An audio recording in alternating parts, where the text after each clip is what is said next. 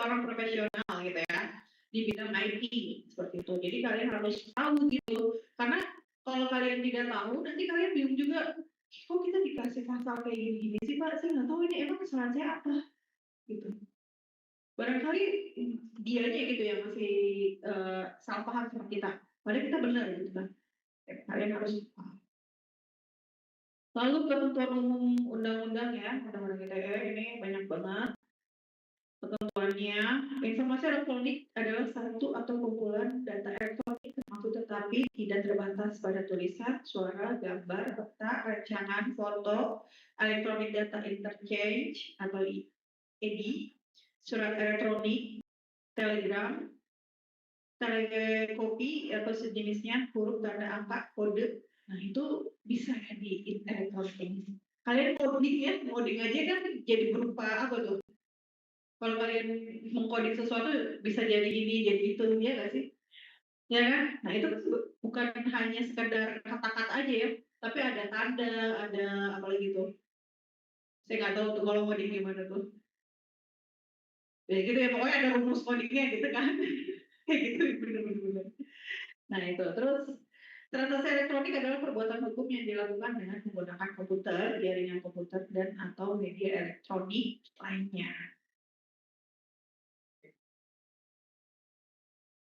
Teknologi informasi adalah suatu teknik untuk mengumpulkan, menyiapkan, menyimpan, memproses, ya, mengumumkan, menganalisis, atau menyebarkan informasi. Lalu dokumen elektronik adalah setiap informasi elektronik yang dibuat, diteruskan, dikirimkan, diterima. Nah, ini ketentuan umumnya banyak ya, nanti kalian saya share aja gitu. Karena kalau di salah satu ada lumayan. Ini juga ya, informasi dokumen dan tanda tangan elektronik. Nah, menurut kalian ada pertanyaan. Apakah tanda tangan elektronik ini akan efisien atau tidak? Kenapa tuh? Gampang dipalsukan. Emang iya, teman-teman, ada yang beda setuju?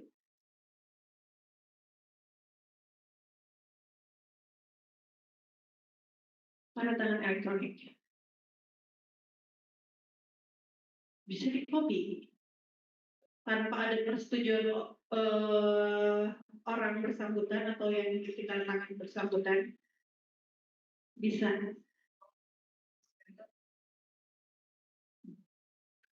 Oh, berarti ini sering lagi melakukan. Jadi gimana itu solusinya?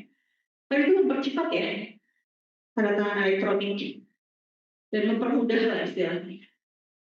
Nah, tapi banyak orang yang menyalahgunakan hal tersebut. Nah, bagaimana tuh mengatasinya? Itu kan nanti kalian tuh yang membuat sebuah alat yang bisa mendeteksi tanda tangan elektronik yang di crop oleh Canva gitu dan diedit oleh Photoshop and many more gitu. Itu kan nanti kerjaan kalian gitu. Ya, iya bisa mendeteksi ini. Oh ini palsu nih tanda tangan elektroniknya. Nggak bisa. Paling kan nanti kalian misalkan kalian jadi dosen gitu ya. Saya punya tanda tangan elektronik nih, tapi saya akan tahu siapa yang akan memalsukan ini. Gitu. Saya punya alatnya misalkan scannernya gitu. Nah itu kan lebih bagus ya. Jadi kita aman gitu. Nah ini nggak tahu nih ada nggak sih alatnya untuk mendeteksi tanda tangan elektronik ini palsu atau tidak? Belum ada. Tuh buat skripsi tuh. Gitu. Gitu tuh. Nah itu kan ya maksudnya saya ya selaku orang yang memang eh, orang penting gitu ya di dalam kampus misalkan gitu. Ada mahasiswa yang belum ke saya, tapi tiba-tiba udah tanda tangan gitu, udah di ACC istilahnya. Kan saya juga bingung ya. Gitu. Kok tiba-tiba udah ada nih anak ini gitu. Nah itu gimana tuh? Kan kalau uang palsu udah ada tuh scannernya. Nah kalau tanda tangan elektronik palsu, scannernya udah ada belum gitu? Belum ada ya.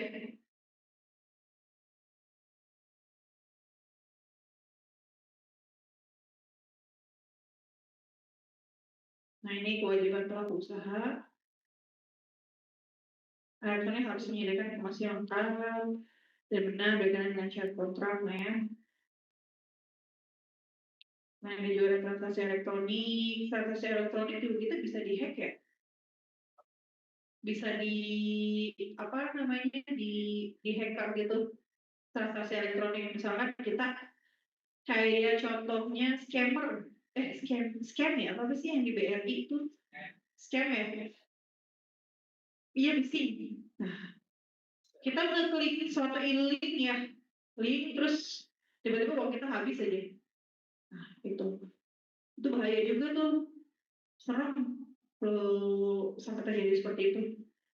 Nah, kebanyakan itu pengguna Android ya, yang mudah diretas gitu. Nggak tahu nih kalau yang iOS ada nggak gitu. Para pihak yang melakukan transaksi elektronik sebagaimana dimaksud pada ayat 1 wajib beritikat baik dan melakukan interaksi atau pertukaran informasi elektronik dan atau dokumen elektronik selama transaksi berlangsung. Ketentuan lebih lanjut mengenai penyelenggaraan transaksi elektronik yaitu dengan peraturan pemerintah. Nah, ini juga transaksi elektronik tuh sekarang, kalau saya mau nanya deh, QR itu Indonesia yang punya ya? Chris, sampai ada, saya pernah lihat di FYP TikTok bahwa orang Amerika atau pemerintah Amerika itu mewaspadai adanya krisis ini. Gitu. Berarti kita udah selangkah lebih maju nggak sih? Ya. Nah, sekarang berarti edaran uang di kita itu bukan uang nyata lagi ya, tapi uang yang memang cuma berbentuk angka. Ya nggak sih? Nah, itu. Tapi kadang juga kita bingung nggak sih, bukan bingung sih ya, maksudnya kita mengkhawatirkan bahwa uang kita ini akan lenyap begitu aja. Paham nggak? Lenyap maksudnya kita nggak tahu nih, gitu. Nggak tahu nih, karena kita udah kebiasaan transaksi melalui handphone gitu ya, pakai QR or something lah gitu. Nggak pakai uang nyatanya gitu. Tiba-tiba uang kita habis aja. Padahal kita kadang kok habis gitu. Admin juga nggak terlalu banyak, tapi juga habis. Pernah nggak sih kayak gitu? Kalau saya pernah tiba-tiba kok harusnya uang nominal segini, kok tiba-tiba tinggal segini ya? Padahal kan transaksinya cuma beberapa transaksi gitu, nggak sampai yang enggak sih, nggak yang ini bukan utang juga ya. Kalau utang pasti udah tahu gitu kan. Oh gitu ya. Tapi yang cukup ada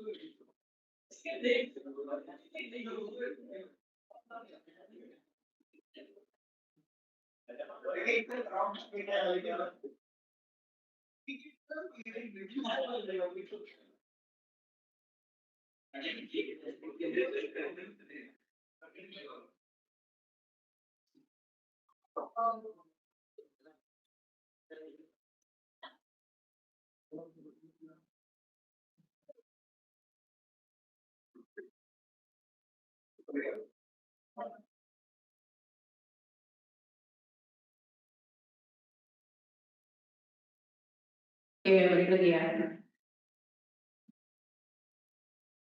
Nah, ini transaksi elektronik lanjutannya. Transaksi elektronik yang dituangkan ke dalam kontrak elektronik mengikat para pihak. Para pihak memiliki kewenangan untuk memilih hukum yang berlaku bagi transaksi elektronik internasional yang dibuatnya. Ya, ini lalu ada nama, domain, dan hak kekayaan intelektual di pasal 23 UU ITE. Nah, nanti baca sendiri ya. Banyak banget.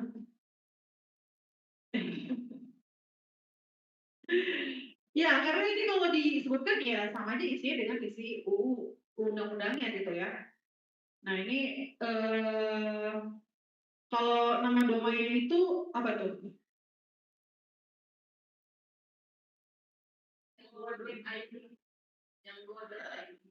Co.id. Nah, gitu. Nah, itu juga ya biasanya kan kita ada juga ya kayak websitenya asli, maksudnya websitenya itu namanya misalkan IKEA gitu, IKEA.com, padahal itu bukan resmi. Nah, kalau kayak gitu bisa ditutup nggak sih? Nah, kalau untuk orang awam bagaimana tuh? Mengatasi, biar mengetahui gitu kalau itu websitenya nggak resmi gitu. Kan kita kan kalau kamu kan tahu nih, ini nih celah ini ya Bu, ini. Nah, kita kan misalkan saya sebagai orang awam tidak tahu nih untuk memeriksa apakah website ini bukan website yang aslinya. Gitu. Padahal untuk dari tampilan hampir sama gitu kan. Nah, itu mencegah seperti itu seperti apa ya Mas?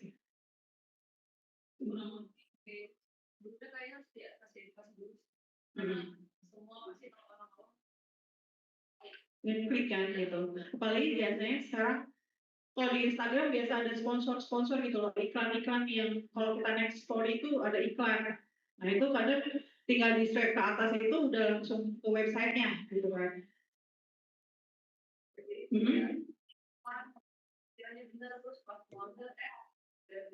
Nah, itu kan. Nah, kita kan sebagai misalkan kan Mas dan saya gitu kan, orang awam yang tidak tahu nih menggunakan, bukan menggunakan sih ya, mengetahui bahwa website ini palsu gitu kan. Nah itu ya, jadi kita memang edukasi sampai sana itu belum. Kita udah menerima nih masuk ya teknologi, informasi, media sosial segala macam masuk, tapi kita nggak tahu nih bagaimana cara mengolahnya gitu loh. Asal make aja, paham gak sih? Asal make, asal download gitu. Oh kegunaannya cuma sebatas untuk mengupload foto, upload video, tapi kita nggak tahu nih nextnya tuh kalau kita share video ini, kita tuh diancam nggak sih? Maksudnya kita terancam nggak sih hidup kita? Gitu. Di satu sisi, misalkan kita nge-share, kita lagi ada di kafe ini, gitu. Kafe ini. Nah, ada kebetulan orang yang tidak suka sama kita. Tiba-tiba kita ditusuk aja gitu kan. Nah, kita nggak tahu ya. Itu kan bahayanya ya, bahaya media sosial. Nah, itu yang memang keamanan itu ya yang nggak bisa dijangkau oleh, mungkin pemerintah juga masih bingung gitu ya kalau untuk yang sebelah sama kita aja gitu ya. Ya tapi ada sih ancamannya ya, ancaman pembunuhan gitu. Nah itu ya, jadi makanya hati-hati aja gitu untuk bermedia sosial. Lalu posisi hukum pengirim dan penerima. Pengirim dan penerima dapat melakukan transaksi elektronik sendiri melalui pihak yang dikuasakan olehnya atau melalui agen elektronik. Pihak yang bertanggung jawab atas segala akibat hukum dan pelaksanaan transaksi elektronik sebagaimana dimaksud pada ayat 1 diatur sebagai berikut. Jika dilakukan sendiri, segala akibat hukum dalam pelaksanaan transaksi elektronik menjadi tanggung jawab siapa? Kita ya. Seperti contohnya kita di ATM atau kita transfer lewat apa? M-Banking gitu. Itu kan itu kita ya. Yang misalnya kita ketipu berarti itu salah kita juga gitu kan, nggak beri cek lagi nih gitu. Jika dilakukan melalui pemberian kuasa segala akibat hukum dalam pelaksanaan transaksi elektronik menjadi tanggung jawab pemberi kuasa. Contohnya apa?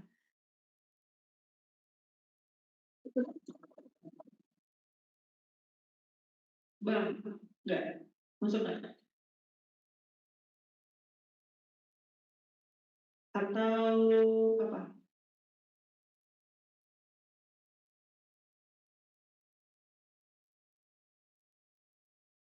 Kalau agen elektronik apa di sini? Jika dilakukan melalui agen elektronik, billing, pos, ya pos kan bisa ngirim uang ya. Terus apa lagi?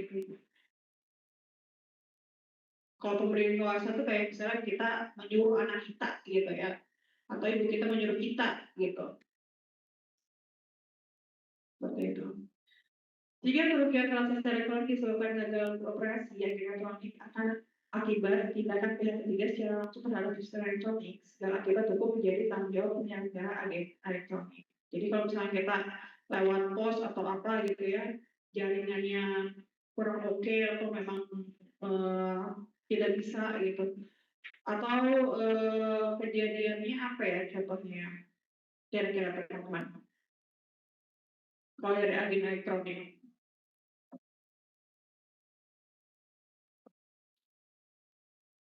Kalau pos gitu tuh sistemnya gimana sih?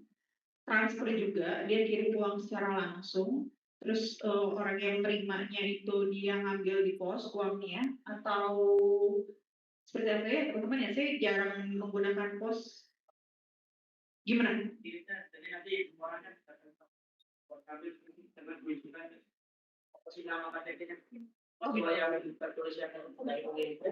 oh, oke. Oh, apa sih Western? Apa sih namanya? Western Union ya? Oke. Oh, jadi kayak gitu ya sistemnya. Biasanya kayak diamplopin, seperti itu terus saya kayak dikirim gitu loh. Itu zaman jadul banget ya kayak kirim surat. Oh, jadi enggak ya? Jadi nanti ada konfirmasi gitu mungkin. Oke oke oke. Jadul banget ya, maklum lah. Anak 90-an. Jika kerugian transaksi elektronik disebabkan gagal beroperasi agen, akhirnya kalian pihak pengguna jasa layanan, segala akibat hukum menjadi tanggung jawab pengguna jasa layanan. Lalu yang kelima, ketentuan sebagaimana dimaksud. Pada ayat 2 tidak berlaku dalam hal dapat dibuktikan terjadinya keadaan memaksa, kesalahan, atau pada pihak pengguna sistem informasi. Nah, ini juga ada nih ya, kita diatur juga gitu ya. Nah, hukum cyber atau cyber law, hukum yang terkait dengan teknologi informasi, istilah lain yang juga digunakan adalah hukum teknologi informasi, yaitu Law of Information Technology. Hukum dunia, virtual world law, ternyata ada di hukum dunia maya, teman-teman. Lalu dan hukum Mayantara. Ada yang tahu Mayantara? Coba. Tadi itu kak.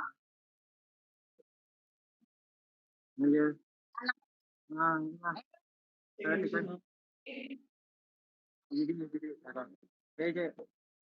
Ya. Ya, bisa dilihat nggak? Selesai. Anu jajan we itu. Nggak bisa. Kalau saya Saifullah, jangan ngobrol terus. Apa coba Mayantara itu? Apa? Hukum yang mengatur? Gimana?